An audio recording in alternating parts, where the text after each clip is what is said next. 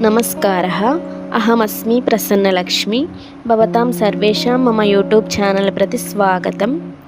विद्यायाः महत्त्वस्य विषये एकं सुभाषितं ज्ञास्यामः। कामधेनुगुणा विद्या ह्यकाले फलदायिनी प्रवासे मातृसदृशी विद्या गुप्तं धनं स्मृतम्। अयं श्लोकः आचार्यचाणक्यस्य नीतिशास्त्रे लिखितमस्ति। विद्या कामधेनुः इव भवति। कामधेनौ ये गुणाः भवन्ति ते गुणाः विद्यायामपि भवन्ति। मनसि प्रश्नः आयाति, कामधेनुः नाम किम्? काम इत्यस्य अर्थः भवति इच्छा, एवं धेनुः इत्यस्य अर्थः भवति गोमाता। अतः या गोमाता अस्माकम् इच्छानां पूरणं करोति सा भवति कामधेनुः।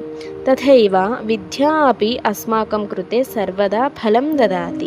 विपदि अपि एषा विद्या कामधेनुः इव सहायं करोति। पुनः एषा विद्या प्रवासे मातृसदृशी भवति। प्रवासे इत्यस्य अर्थः भवति विदेशे। यथा माता गृहे स्वपुत्राणां पालनं करोति तथा विपदात् रक्षति, तथैव विद्या अपि विदेशे विद्यायुक्तजनान् रक्षति, पालयति, पोषयति च। अतः एषा विद्या कामधेनु इव एवं माता इव सहायं करोति। अतः विद्या गुप्तं धनम् इति उच्यते।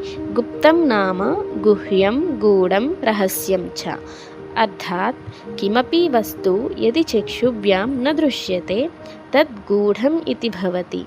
अतः भवन्तः विद्यां चक्षुभ्यां दृष्टवन्तः वा? नास्ति खलु। अतः विद्या गुप्तं धनं भवति।